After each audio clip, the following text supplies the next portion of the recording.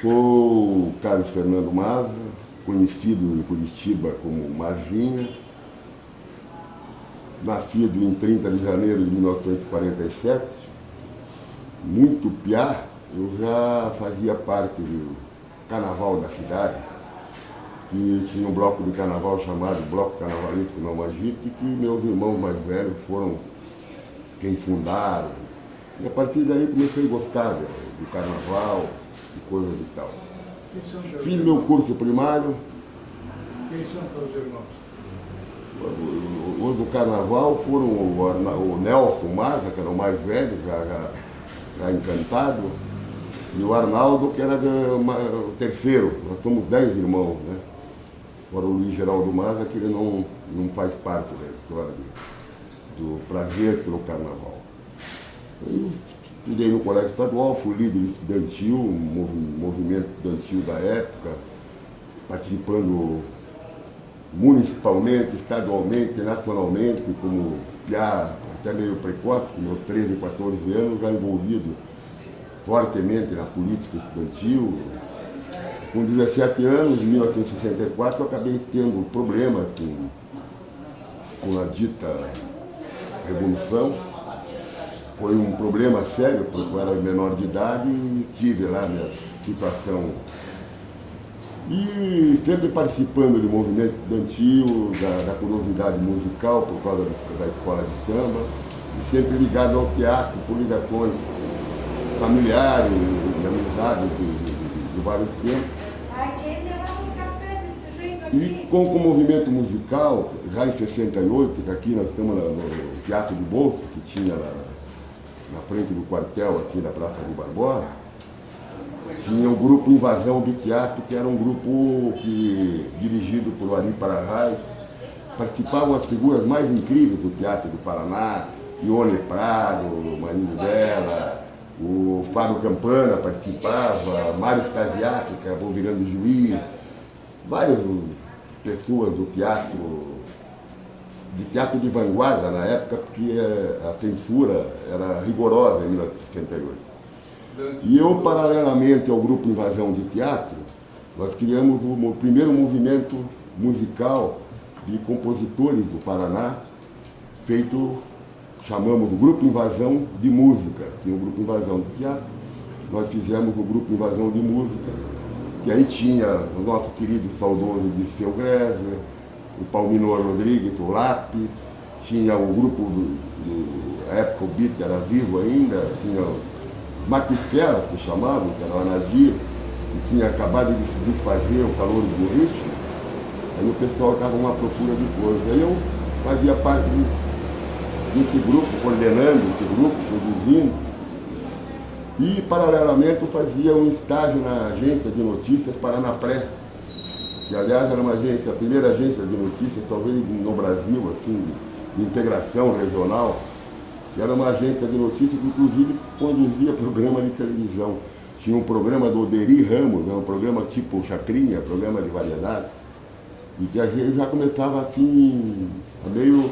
mas não tinha nada a ver. Até que um dia, numa consequência de uma reportagem que o Diário do Paraná fez comigo, sobre esse movimento musical, o Valente tinha recém-chegado de fora do Brasil já, em 1967, 68, mais precisamente em 69, ele me convidou para trabalhar com ele na televisão, no Canal 6. Aí começa uma coisa incrível, porque eu entrei na televisão admitido como assistente de produção do Valente Xavier, que era a figura mais genial da televisão brasileira. Pouca gente sabe. Isso só com o tempo da história, saber o que era o Valente, o que o Valente representava no conhecimento da televisão, do jornal, do conto, que era um excelente escritor também. E o Valente, logo de 3 meses primeiro, eu já como assistente dele, me transformou em produtor. E me deu a titularidade de várias produções, programas que eram seus e passaram a ser meu. Até mesmo o vazio, essa questão. Tinha o programa do William Saga, o repórter musical, que eu fui produtor. Tinha a Resenha Esportiva, que era um programa do Silvio Rono, do esporte, que eu produzia. Tinha o Estúdio Livre, Vanderlei José Dias, que era um programa de entrevista, nenhum desses foi criação minha. Tinha dicas do Mário, eu era o produtor do programa, dirigia o programa, tudo, mas a ideia que me deu de presente isso aí foi o Valente Xavier. E graças a isso aí eu entrei nesse meio, trataram diretamente dentro do meio televisivo e tudo, e paralelamente rádio. Quando teve o Roberto Souza também, saudoso, tinha a Rádio Cruzeiro do Sul, me convidou para fazer uns programas na rádio. E aí, paralelamente, fazia. Eu era casado na época com a Cidade Shen, que era uma senhora apresentadora de televisão. Aí fazia um programa de rádio também com ela na Rádio Cruzeiro do Sul.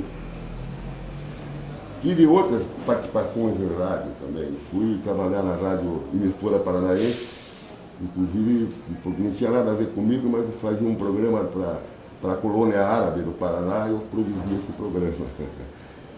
E assim foi. Até acontecer de largar a televisão, que eu larguei da televisão bobamente, pedi de tosse emocional infantil, porque nós tínhamos perdido a ficha Chateaubriand um período, e a gente estava na fase de entusiasmo, o Canal 6 saindo aqui da José Loureiro, indo lá, ia ser o maior central de televisão do Brasil, ia ser o centro de teatro de produções da Rede Tupi, e foi construído com poder para ser o maior estúdio de televisão da América, e que chegou a ficar pronto. Só que daí os artistas paulistas, os artistas cariocas, mobilizados pelo seu meio, ficaram temerosos de que a televisão e telenovelas passassem a vir ser produzidas em Curitiba. Aliás, foi uma falta de foco deles, porque Curitiba nessa época era uma cidade super calma, né? Uma cidade adequada para ser o centro de novela, né? São Paulo já era uma agitação, o Rio de Janeiro também. Mas, enfim, por causa de classes e tal, acabou não se realizando esse projeto da central de novelas da Rede Tupi vir para Curitiba.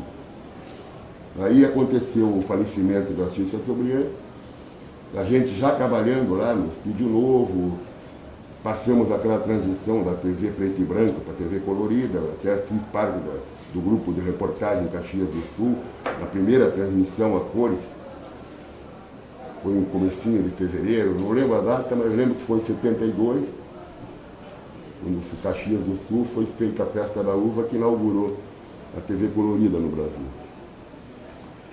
E aí daí para frente, aí veio aquela coisa emocional, a gente era muito envolvido com a televisão, tanto que a gente não tinha esse negócio de horário de trabalho, a gente passava o dia inteiro na televisão.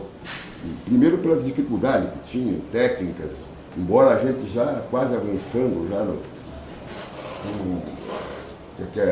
quando chegou o videotape, aí a coisa ficou mais tranquila. Quando a gente eu peguei um pedacinho da TV ao vivo ainda, que tinha que fazer as gravações ao vivo, que era uma loucura, uma correria, que aconteciam gatos fantásticas, porque se o cara errasse, estava no ar e não tinha saída. Aí quando chegou numa época que o doutor Aderbal ficou doente, quando ele foi para o hospital, eu entrei numa que a televisão ia morrer, uma coisa boba, assim, inerente dentro da minha idade na época. Até o Valente me chamou a atenção, vai sair por quê? Aí eu tinha uma ideia de que eu podia fazer alguma coisa, sair para montar com um amigo meu uma agência de publicidade. Claro que não deu certo, né? Foi até um sonho de menino. Mas aí, enfim, acabei com o tempo, voltei, fui morar no Rio de Janeiro, não com a intenção de televisão, embora tivesse sido chamado, eu recusei um trabalho lá, porque o trabalho me tiraria o embalo da minha ideia de morar no Rio. Eu fui morar no Rio de Janeiro para conhecer o Rio, curtir o Rio, viver aquela coisa mais ligada ao samba, à música, do que propriamente focando a possibilidade de ser empregado de televisão. Bem que se caísse na época, queria muito bem-vindo, né? Mas quando um outro gênio que trabalhou em Curitiba, que foi um dos maiores radialistas do mundo, que não foi o maior, pelo menos tecnicamente era, que era o Manuel Vanbier.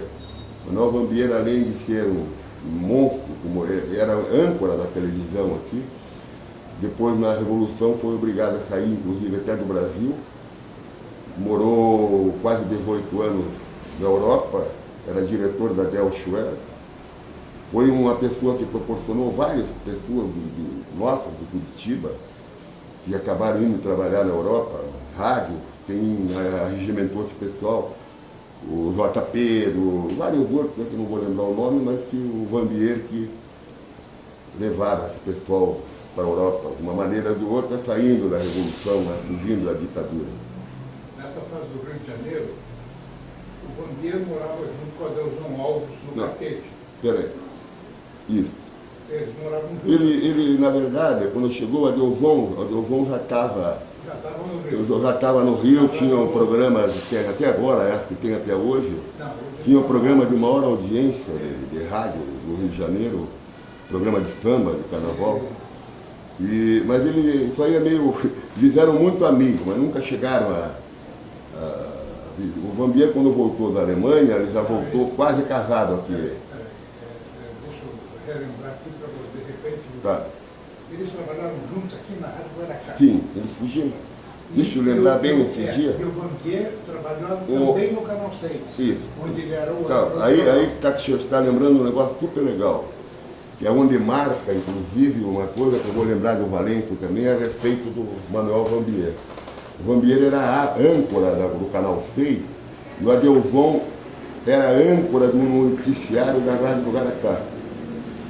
Aí veio uma ordem da Polícia Federal para fazer uma leitura pública de um absurdo qualquer da ditadura, e o Manuel Vanbier, confidentemente, o Adelson a mesma coisa, na Rádio Guaracá, se negaram a ler a anistia e, logicamente, tiveram que zarpar. O Manuel falou o que queria ao vivo naquela hora, como âncora do telenoticiário, e o Adelson fez a mesma coisa.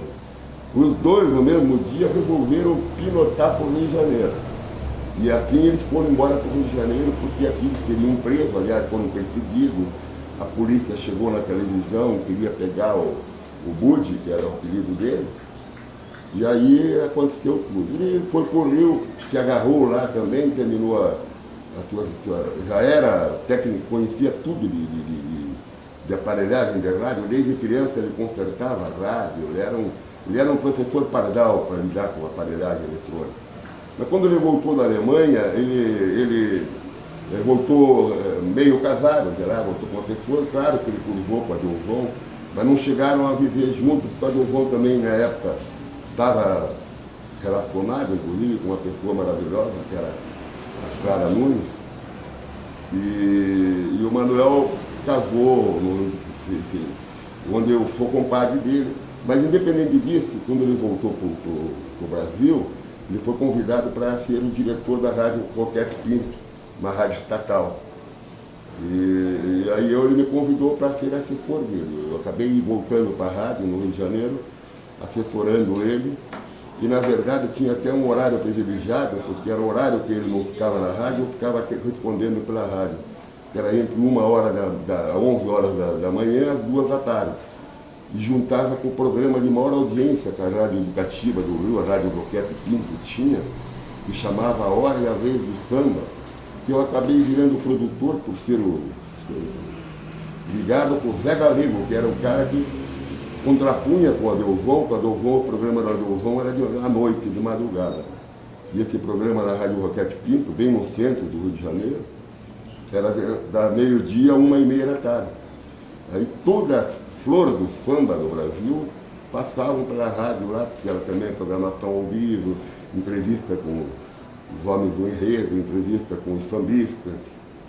E aí teve uma coisa curiosa também, eu trabalhando na rádio, forçaram a barra para chamar os funcionários que estavam perdidos, porque a rádio tinha muitos funcionários, que eram lotados na rádio, mas a rádio, na verdade, tinha 1000 funcionários lotados e não tinha 30 pessoas dentro do equipamento.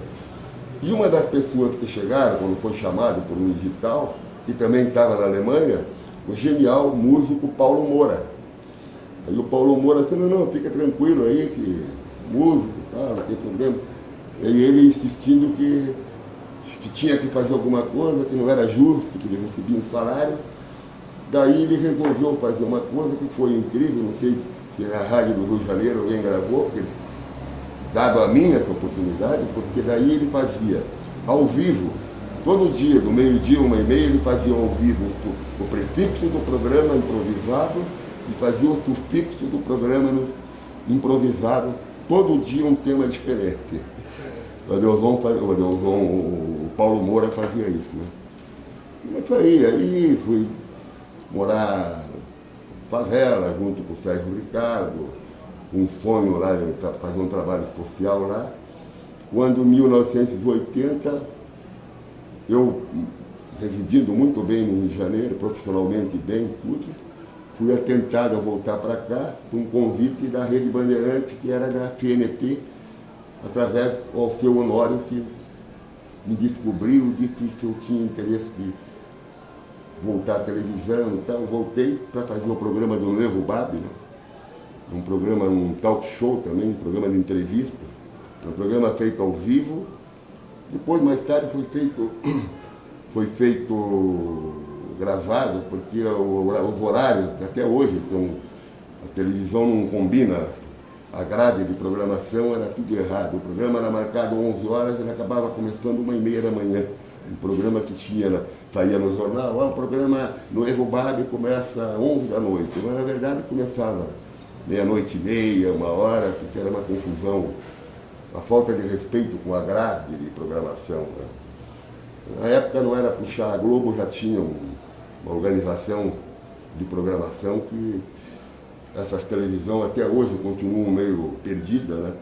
Quando elas não estão perdidas no conteúdo de sua programação, estão aí as igrejas tomando conta do meio, né? Uma coisa absurda, né? Isso aí.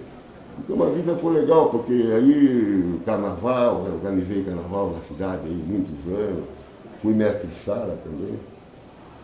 Primeiro aqui, por incrível que pareça, não existia. Os blocos de carnavais eram um rancho, né? Depois que nós começamos a transformar em escola de samba, eu acabei sendo o primeiro. E dali, várias vezes, até chegar a desfilar em Antolina. No Rio de Janeiro também quase cheguei mas é difícil, né? Ainda mais pela cor da gente, tudo, e também nem tanto talento, mas saí com algum destaque na Mangueira, saí no Salgueiro, na Portela, fazendo carnaval. E na minha vida ali, lá na favela do Vidigal, lá a nossa vida era uma vida social, cultural, ligada àquela comunidade, Sérgio Ricardo super interessado naquilo. Envolvemos gente importante da sociedade e realizamos muita coisa para cinema, mas que não acabou virando filme nem coisa nenhuma. E quando o Sérgio Ricardo resolveu alocar aquele barraco no Vidigal, não foi.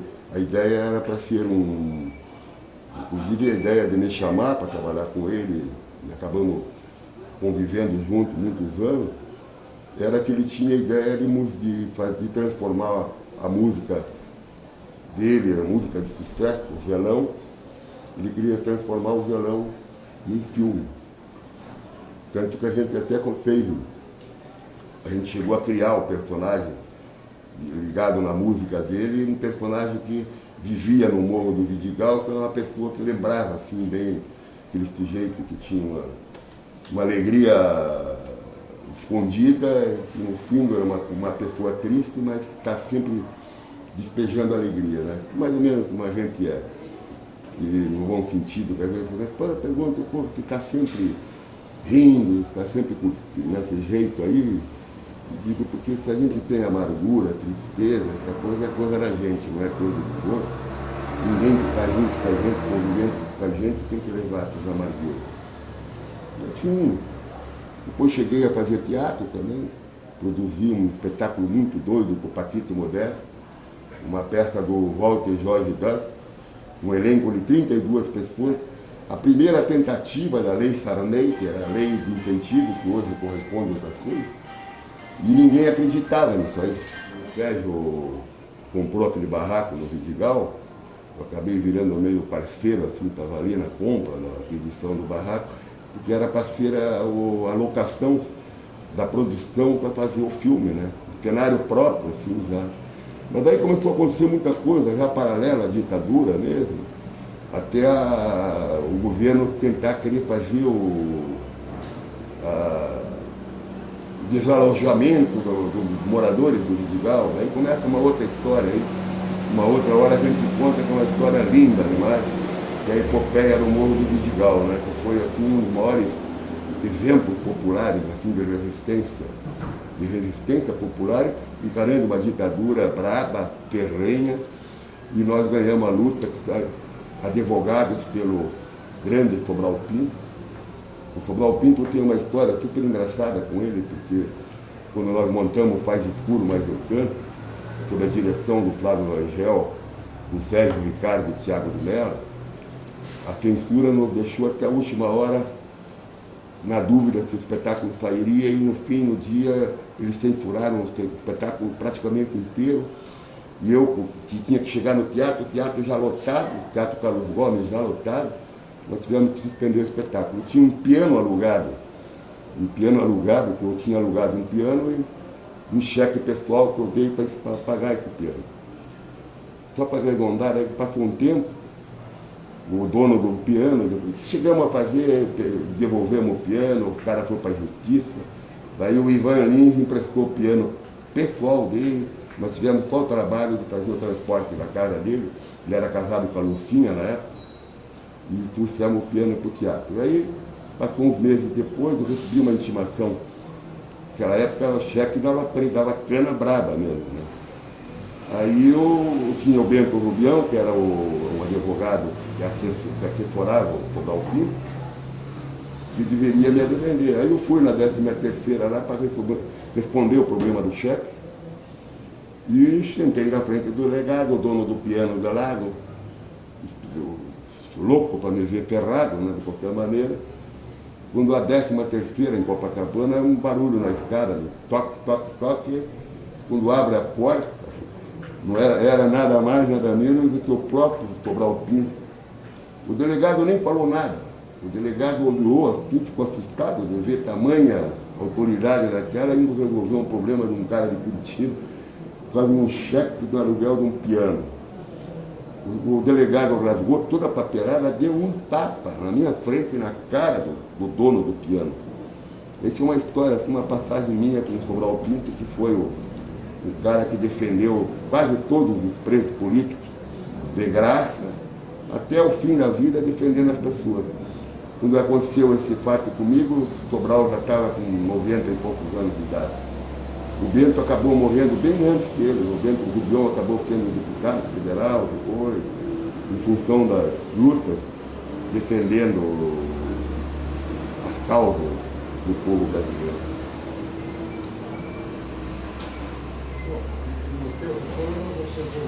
Eu voltei a trabalhar no Canal 6, né, que era da Rede Bandeirantes, na época, TNT, do Martinez. E, sinceramente, na época mesmo, a gente acabou incorporando, eu acabei incorporando a responsabilidade de vários programas da TV, por causa que ninguém era habilitado. Tinha o programa do Ari Soares, eu respondia pelo programa do Ari Soares, que era um programa cheio de encrenca. Então tinha encrenca quase todo dia, isso já em 81, 82, foi quando eu voltei para cá. Fiquei na televisão até 84, dali saí e nunca mais voltei. Eu já era funcionário da prefeitura, na área de cultural, na área de relações públicas. Daí, estamos aí. Isso aí não é nada de forçar a barra, de coisa nenhuma, né? Isso é uma brincadeira, uma forma lúdica da gente também provocar o encontro, provocar a reunião da gente, se reencontrar todo mundo. Essa ideia, na verdade, partiu do pessoal do teatro, do Enéas Lourdes, do Beto Bruel, do Dante Mendonça, com saudades, né, dos velhos tempos do passeio, e aí começamos a se reunir lá, e hoje já é um hábito, ainda não está consolidado, ainda todas as ideias que tem em cima desses agrupamentos, mas com certeza vai ser. Amanhã, por exemplo, embora em temporal, assim, essa gravação, sábado, amanhã, por exemplo, já vai ter já mais um encontro lá, vai o proprietário do local, e vai pessoas já levar projetos culturais já para que intervenham dentro daquele espaço lá. Não tem nada a ver com oficialismo, não é nada da prefeitura, não é nada. É um movimento espontâneo de artistas, jornalistas, advogados e interessados. E vai dar certo.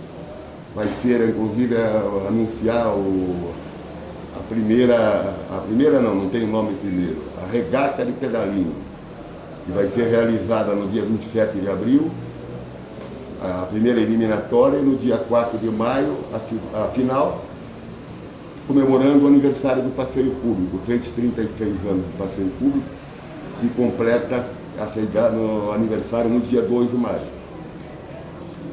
Vamos ver se todo mundo vai lá.